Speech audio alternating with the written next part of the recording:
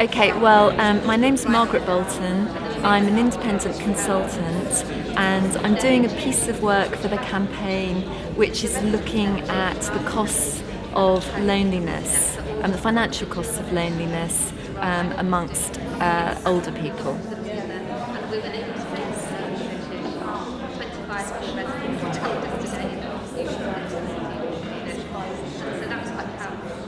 Well, the discussion in the workshop was basically looking at the research that currently exists on the costs of loneliness, particularly the costs to health and social care providers. So that's in terms of things like, because people are lonely, they make more visits to their GP, they may end up being in hospital for longer, they may go into residential care earlier. So it was looking at those sorts of issues, what we know about the topic, and then moving on, looking at what sort of tools and approaches the commissioners of health and public care services might use to assess those costs.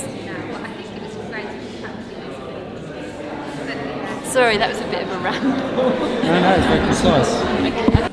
I'm Paul Cann, I'm the Chief Executive of Age UK Oxfordshire. I've been a member of the Campaign to End Loneliness since it began.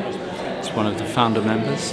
And today we've had this extraordinary, lively day, very different kind of format for a conference to the one that many of us are used to.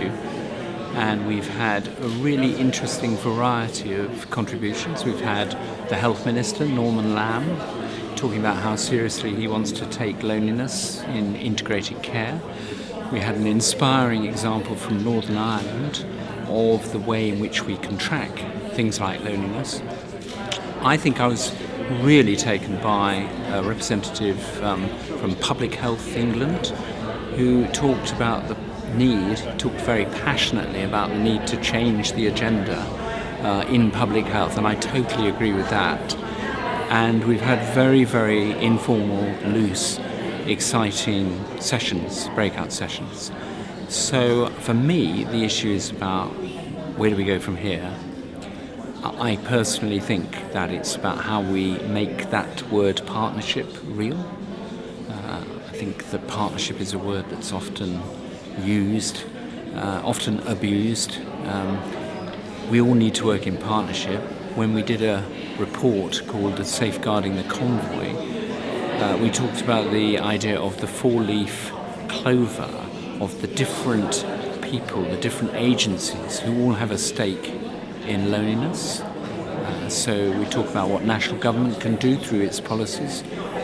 Absolutely vital that local government, local authorities, health trusts do things in the community with neighbourhoods to enable people to stay connected.